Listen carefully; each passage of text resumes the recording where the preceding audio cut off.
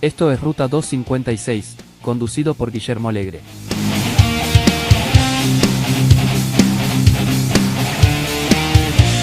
Bienvenidos a Ruta 256, tu podcast semanal de noticias tecnológicas, donde te comento algunas de las noticias más destacadas de la semana. Si estás en casa, relájate, y si andás por la calle, presta atención, que ya arrancamos.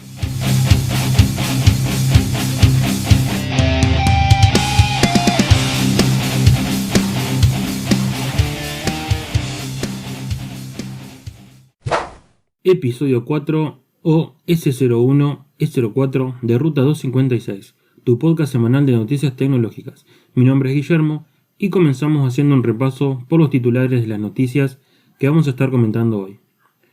Nuevo sistema de refrigeración elastocalórica con bajo impacto ambiental y altamente eficiente. Project Q tendrá un precio inferior a Nintendo Switch OLED. A Fox RTX 4090, una tarjeta gráfica con disipador blower. Intel Processors N100, rendimiento de un Core i5 7400 con TDP de 6 watts. Innovación en velocidad de transmisión, fibra óptica que rompe récords y desafía los límites. YouTube doblará automáticamente los videos a otros idiomas. Infineon y Electron crean el primer chip cuántico totalmente alemán. Qualcomm Snapdragon 4 Generación 2, ya es oficial el SoC de 4 nanómetros para smartphones económicos. Tor Browser 12.5, nueva versión del navegador que te protege del rastreo, la vigilancia y la censura. Y por último, Nvidia Vulkan Driver de código abierto ahora admite GPU más antiguas y con nuevas extensiones. Como siempre, quédense hasta el final del episodio para escuchar las recomendaciones que tenemos hoy. Esta semana arrancamos con una noticia un tanto diferente, pero que no se aleja de la tecnología. Nuevo sistema de refrigeración elastocalórica con bajo impacto ambiental y altamente eficiente. Un equipo de investigadores de la Universidad de Maryland en Estados Unidos desarrolló una tecnología de refrigeración basada en un material elastocalórico. Este sistema promete ser altamente eficiente y cumplir con los requisitos para combatir el cambio climático. Ichiro Takeuchi, profesor de Ciencia e Ingeniería de Materiales, explicó que hace más de 10 años se descubrió el potencial de enfriamiento de un alambre de nitinol. Sin embargo, este material con memoria de forma también puede generar un efecto de enfriamiento significativo cuando se estira. A partir de este descubrimiento, el grupo de investigación desarrolló un prototipo de sistema de refrigeración multimodal utilizando tubos de nitinol, que son resistentes a la fatiga. Es importante destacar que el material elastocalórico es capaz de experimentar una transición de fase, liberando o absorbiendo calor según la aplicación requerida. Esta nueva tecnología tiene un rango de temperatura máxima de 22,5 Kelvin, menos 250,65 grados Celsius, uno de los más amplios de la industria. Además, ofrece una potencia de enfriamiento útil de 260 watts. Según los investigadores, este sistema cuenta con dos modos de funcionamiento: regeneración activa y enfriamiento máximo. En este nuevo sistema, los materiales se mantienen en estado sólido durante el proceso de generación de frío, a diferencia de los hidrofluorocarbonos presentes en los dispositivos de refrigeración tradicionales, que pasan del estado gaseoso al líquido. Después de más de 10 años de trabajo en laboratorio, financiados por el Departamento de Energía de Estados Unidos, este equipo de investigadores está aplicando su nuevo concepto a un dispositivo de refrigeración. Crearon un prototipo lo suficientemente potente como para enfriar una bodega de vinos. Además, tienen planes de ampliar el uso de su tecnología elastocalórica sólida a sistemas de climatización, calefacción y ventilación, así como ventanas. Para asegurar la viabilidad comercial del proyecto, se deben cumplir ciertos criterios. El sistema debe tener una potencia de refrigeración adecuada y una alta eficiencia energética. También es necesario considerar su coste de producción, que está relacionado con la disponibilidad del material utilizado. Los ingenieros están trabajando en hacerlo más eficiente y económico. Tienen previsto reemplazar el nitinol por una aleación a base de cobre que presenta un cambio de temperatura similar, pero requiere una fuerza menor. Este nuevo actuador sería más accesible y duradero, con una larga vida útil en términos de fatiga, según afirma el profesor Takeuchi. Seguimos con una noticia de Sony. Project Q tendría un precio inferior a la Nintendo Switch OLED. Al parecer, Microsoft maneja ciertas estimaciones sobre el precio de lanzamiento del Project Q, un aspecto del dispositivo portátil que Sony aún no ha anunciado. Presentado el pasado mayo junto a un par de auriculares de la marca PlayStation, Project Q está diseñado principalmente para hacer streaming de juegos desde una PlayStation 5 a través del servicio Remote Play. Sony también confirmó que Project Q integrará todas las funciones de un mando DualSense estándar, lo que explica las similitudes de diseño entre ambos. Sea como sea, los documentos preparados para la Comisión Federal de Comercio, como parte de su audiencia sobre la adquisición de Activision Blizzard, confirman que Microsoft estima que Sony lanzará el dispositivo por menos de $300. Denominada versión portátil de Play 5, Project Q rebajaría el precio de Nintendo Switch, modelo OLED, en al menos $50. Por cierto, Logitech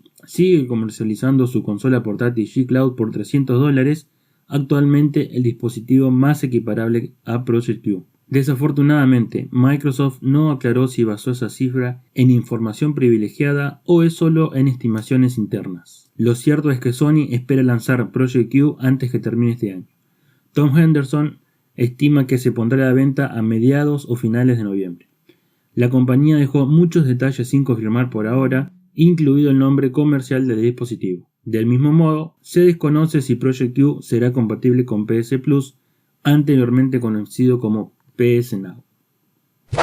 Vamos con AFOX RTX 4090, la nueva tarjeta gráfica con disipador blower. Una tarjeta gráfica RTX 4090 con refrigeración estilo blower ya es una realidad de la mano del fabricante AFOX. Los usuarios de PCs SFF, que son esas computadoras de tamaño compacto, no las mini PC, de tamaño compacto, y estaciones de trabajo, ahora tienen una opción muy interesante con la RTX 4090 de AFOX, que cuenta con una refrigeración tipo blower, refrigeración que suele funcionar muy bien en equipos cerrados y de tamaño compacto. AFOX no es una compañía muy conocida, pero ya tiene unos 20 años en el sector. Recientemente anunciaron la tarjeta gráfica AFOX RTX 4090 con este tipo de refrigeración, el cual está contando con un grosor de doble ranura. La refrigeración consiste en un solo ventilador tipo blower y un bloque de aluminio detrás de la cubierta que hace que el largo total de la tarjeta gráfica sea de unos 26 centímetros. Este tamaño es más corto que los 30 centímetros del modelo Founders Edition de Nvidia,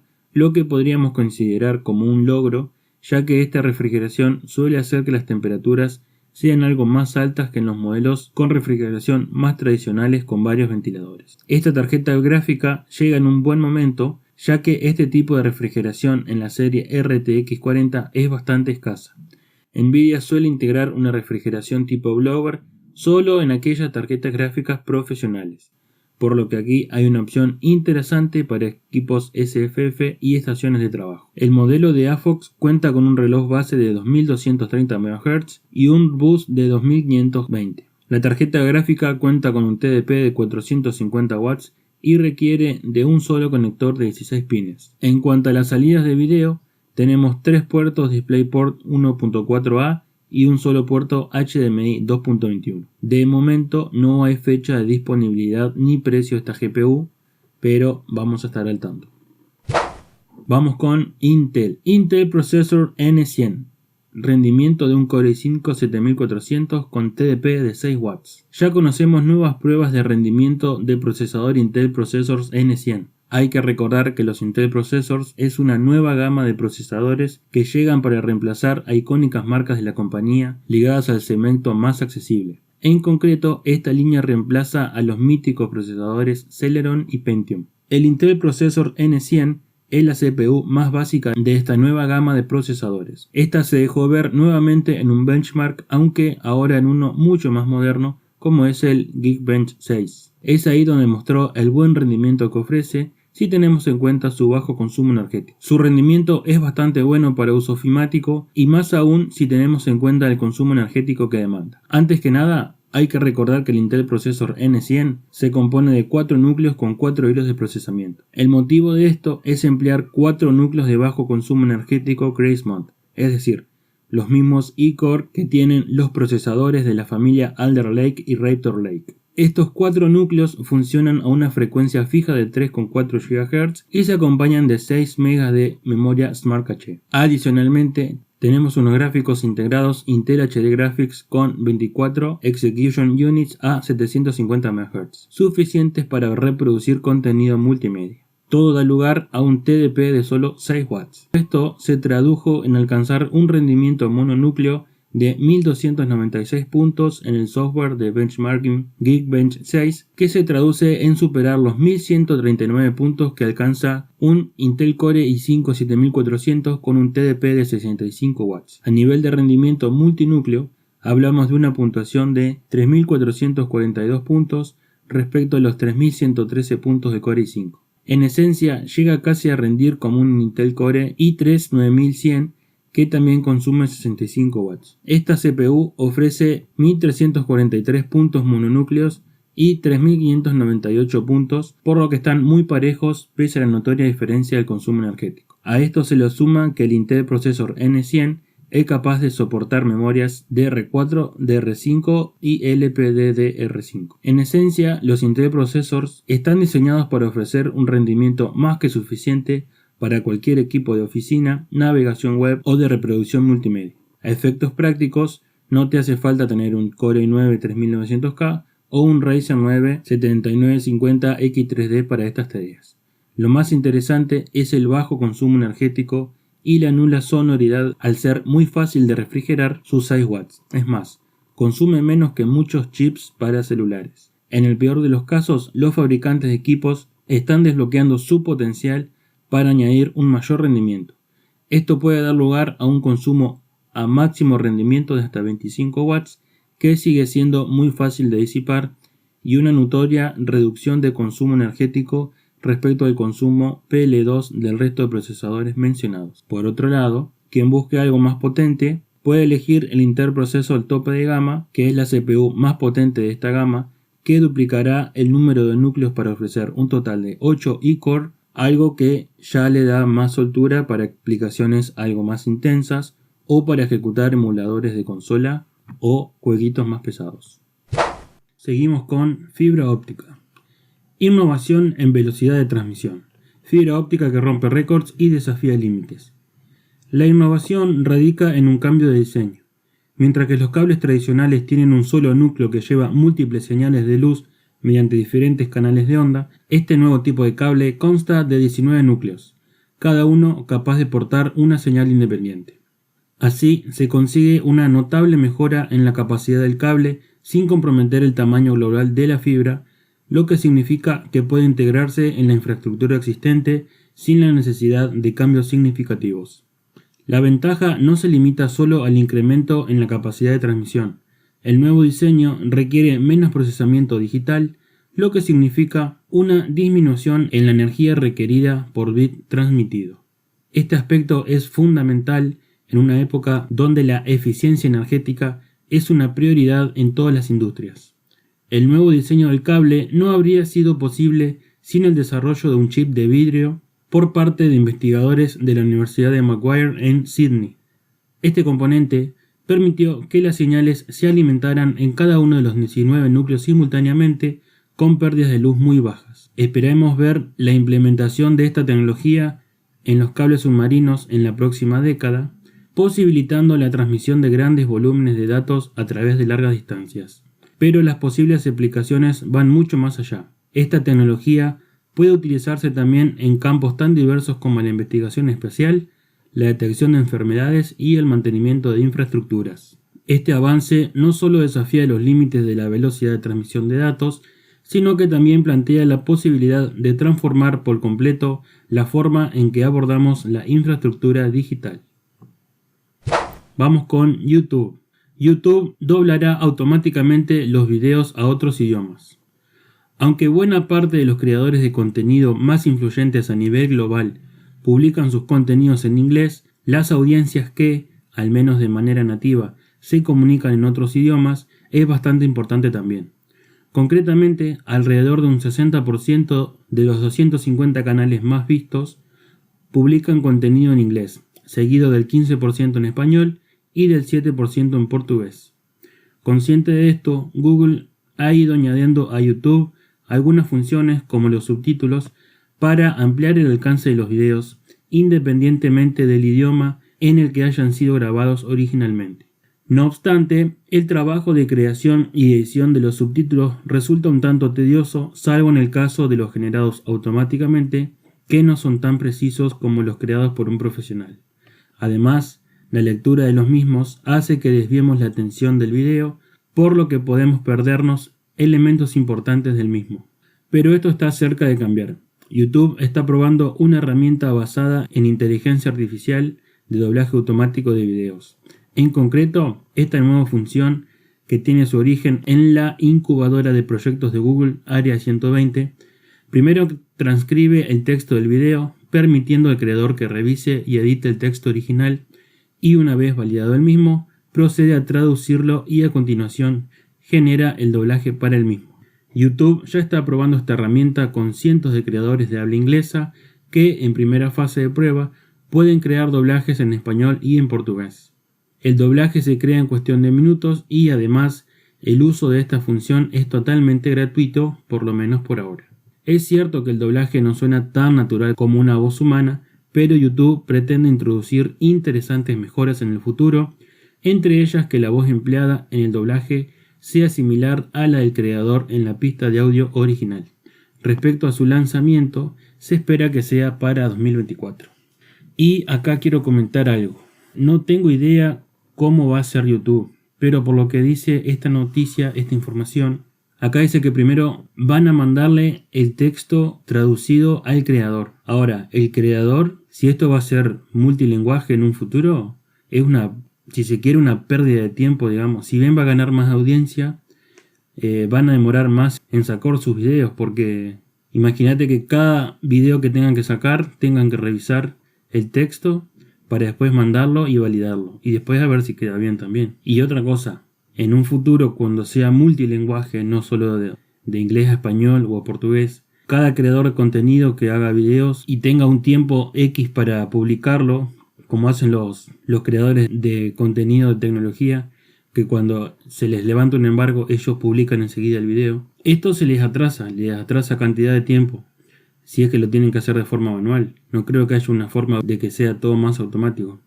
Es una pérdida de tiempo, si bien van a ganar, como digo, tal vez ganen en visualizaciones en otros idiomas y demás. Y otra cosa es el equipo que tienen que tener detrás, porque a cada uno que ellos les manden el texto traducido, tienen que saber lo que está leyendo en el idioma que se está traduciendo.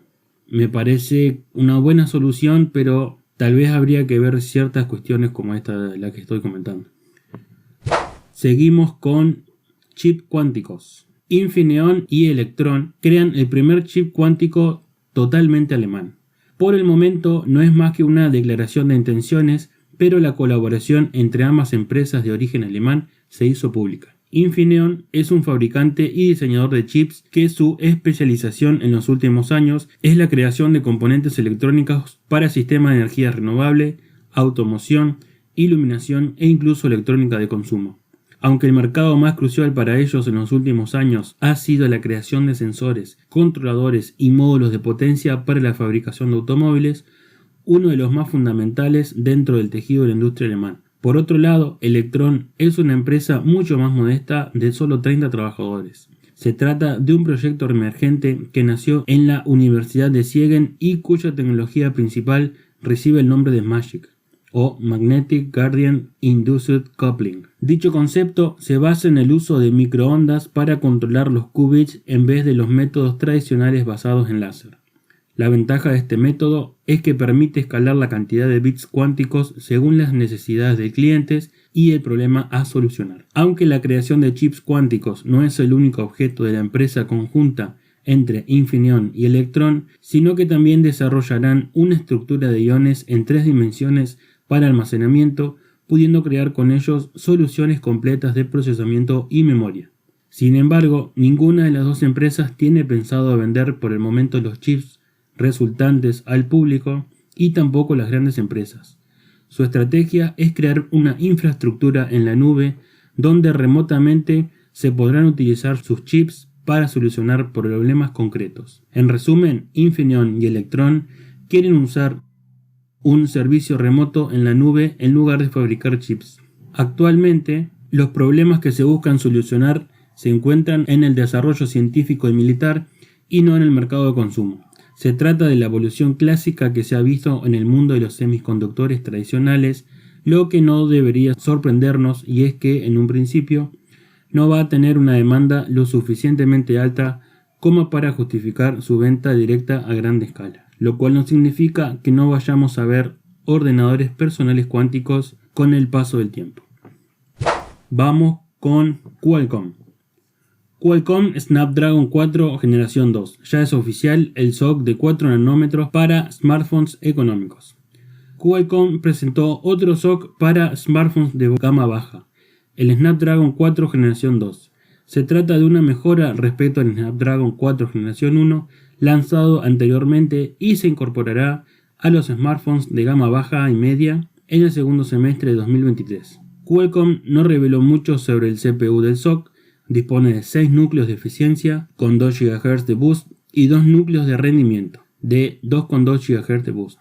Aunque no se especifican los núcleos exactos del CPU, solo es de 64 bits. No existe absolutamente ninguna información sobre su GPU, por lo que cabe suponer que se trata de la Adreno 619 modificada del Snapdragon 4 generación 1, compatible con OpenGL, OpenCL 2.0 y Vulkan. Para la conectividad inalámbrica, el SoC soporta Wi-Fi hasta AC, se excluye Wi-Fi 6, aunque es comprensible. Otros estándares compatibles incluyen Bluetooth 5.1, el módem Snapdragon X61 integrado, es compatible con redes 5G SA y NSA, con un rendimiento máximo de 2,5 Gb por segundo de bajada y 800 Mbps por segundo de subida. También es posible una configuración Dual SIM con 2 tarjetas compatibles con 5G. El ISP Spectra Dual de 12 bits del Snapdragon 4 generación 2 admite un sensor de cámara de 108 megapíxeles. Las configuraciones alternativas incluyen 2 sensores de 16 megapíxeles a 36 fps ZSL, Zero Shutter Lag, y un sensor de 32 megapíxeles a 30 fps ZSL. Los videos están limitados a 1080p a 60 fps. Los videos slow motion puede grabarse hasta en 720p a 120 fps. Un smartphone con Snapdragon 4 generación 2 puede montar un panel Full HD Plus de 1920 x 1080 píxeles a 120 Hz. El principal objetivo de Qualcomm con el nuevo SoC es la autonomía de la batería, con soporte para Quick Charge 4.0, y está fabricado en un nodo de 4 nanómetros, probablemente en el nuevo nodo 4LPP de Samsung. Por último, el SoC es compatible con memoria DR5 a 3200 MTS y almacenamiento UFS 3.1. Yo la verdad el año pasado no recuerdo haber visto algún celular con estos procesadores de celulares de gama baja, ¿no? Sé de alguno que usó el Snapdragon 6 generación 1, pero el 4 la verdad que no recuerdo. Creo que ese mercado de gama baja lo tiene MediaTek, pero hay que ver qué se puede presentar con estos procesadores. Para terminar con las noticias tecnológicas de esta semana, vamos con 2 noticias de software libre. Tor Browser 12.5, una nueva versión del navegador que te protege del rastreo, la vigilancia y la censura. Ya está disponible Tor Browser 12.5, una nueva versión del navegador web pro privacidad y antonomasia que, como sabes, se basa en Firefox y en la red Tor para ofrecer su propuesta. Este lanzamiento llega, como suele ser habitual, con pocas cosas para contar, pero las suficientes como para contarte. Antes, un poco de contexto por si lo precisas. Tor Browser está disponible para PC, tanto en Linux, Mac y Windows, y para celulares Android. En ambos casos se basa en la versión de soporte extendido SRL, por lo que en el lanzamiento que nos ocupa estaría al día con las novedades que trajo Firefox 102 hace ya un año. Firefox ESR se renovará con la siguiente versión del navegador, Firefox 115, prevista para dentro de un par de semanas, y más adelante será adaptado por Tor Browser. En cuanto a la red Tor, se trata de un avanzado sistema de enmascaramiento de la conexión, el enrutamiento de cebolla entre comillas, que aplicado al navegador de Tor y su particular configuración, así como a unas normas de uso coherentes, confiere al usuario una potente protección de su privacidad al navegar por Internet.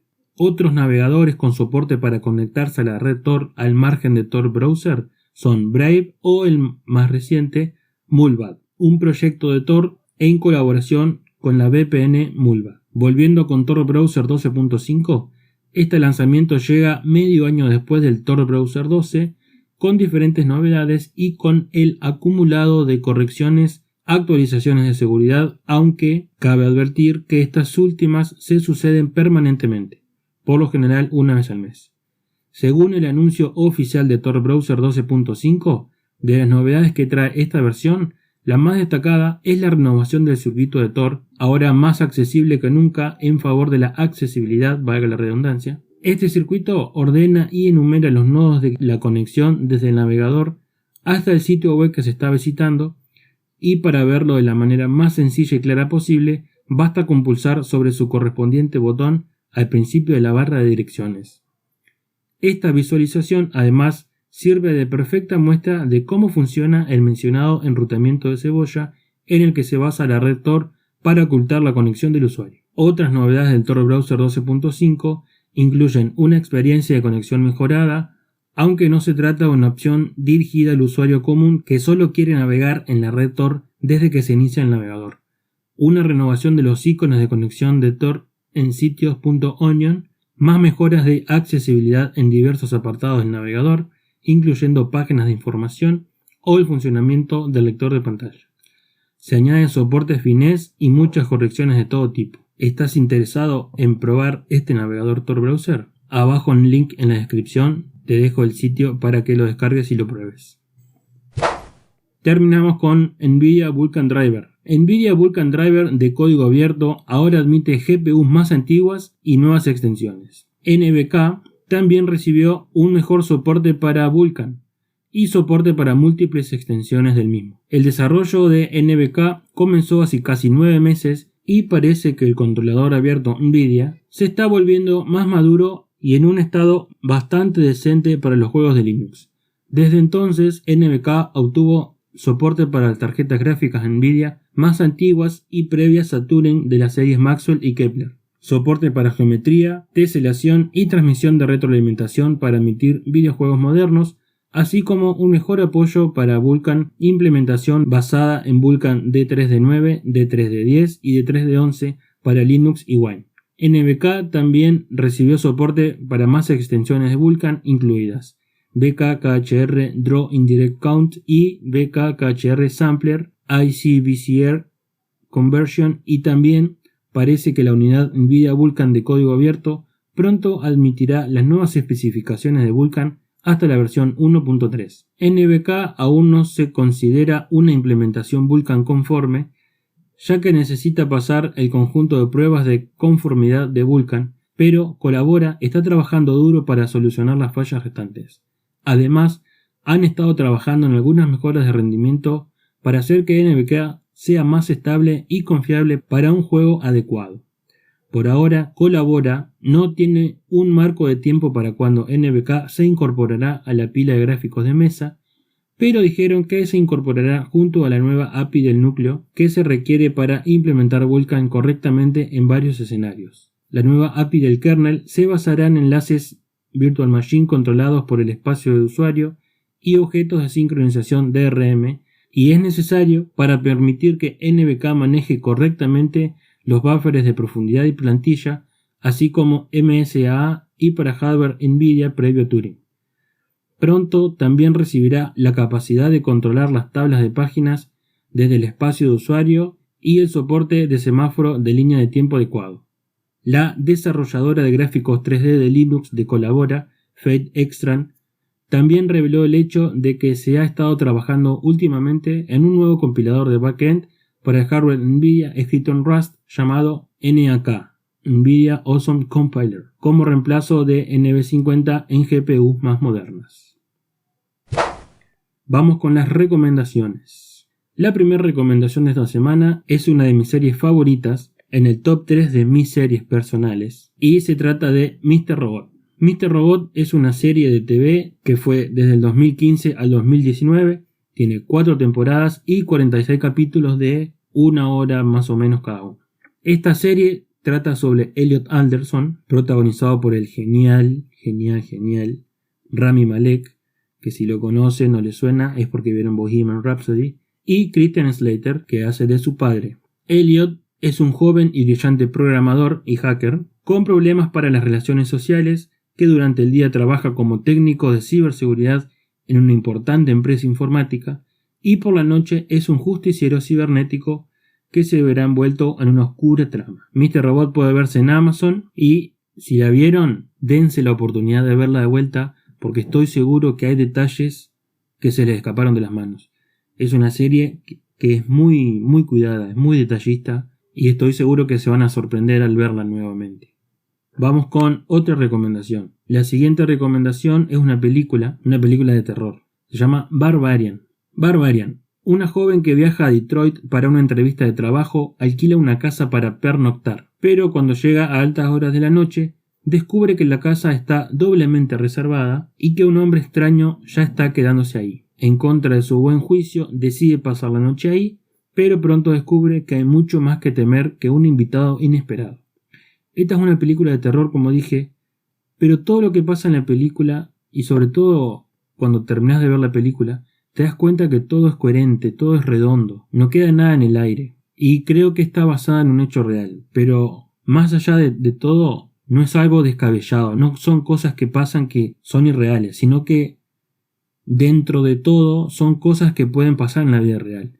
Tal vez no tan al extremo, pero sí pueden pasar. Si les gusta el cine de terror, mírenla porque les va a encantar. Para mí es una de las mejores películas de terror de los últimos años. Por último, un episodio de un podcast que vengo escuchando hace un tiempo que se llama Binarios. Binarios es conducido por Miguel Ángel de Luis, creo que es. Él es un periodista que está encargado de la parte de tecnología del diario El Mundo, vive en Estados Unidos y en el podcast siempre todos los capítulos lleva un invitado para hablar de diversos temas. Estos últimos tres episodios, habla porque él es más del mundo Apple, ¿viste? Entonces, estos tres últimos son de la conferencia, de los lentes y todo. Pero hay uno en particular que se llama Un príncipe nigeriano, que en este episodio habla principalmente del sistema de seguridad que usa Apple, el Passkey, pero que a medida que va hablando y desarrollando la idea, va tocando diferentes temas como la seguridad en la red en general, el uso y el mal uso de las contraseñas por parte de los usuarios y de lo que se viene a futuro, de los planes que tiene Apple,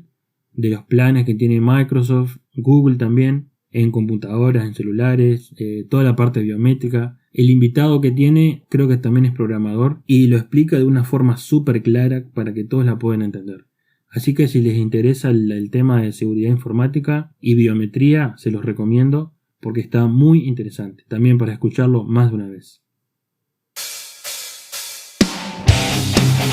Y bueno, hasta acá el resumen de noticias de esta semana. Recuerden que ya estamos en Instagram y que seguimos en Twitter. En Instagram voy a tratar de subir todos los días una noticia destacada que se va a llamar la noticia destacada del día, donde van a ser noticias que no van a salir acá, sino noticias un poco más relevantes del día mismo. Así que vayan y me siguen ahí. Si me escuchan desde Spotify, abajo de todo hay una encuesta siempre y hay una pregunta en un apartado de comentarios que ahí pueden responder qué les pareció este capítulo, si les gustó, qué tal se escucha este cuarto, que para mí es el mejor porque no sé si estarán de acuerdo conmigo, pero el primero se escuchó bajo, el segundo estuvo un poco mejor, el tercero se escuchó medio saturado y este cuarto creo que va a salir como a mí me gusta. Vamos a ver qué dice la edición. También a partir de la semana anterior y la anterior estamos en Google Podcast y Amazon Music. Próximamente, si no sale para esta edición, sale para la siguiente seguro, estaremos en Deezer y si hay alguna plataforma que ustedes escuchan o quieren que estemos, nos avisan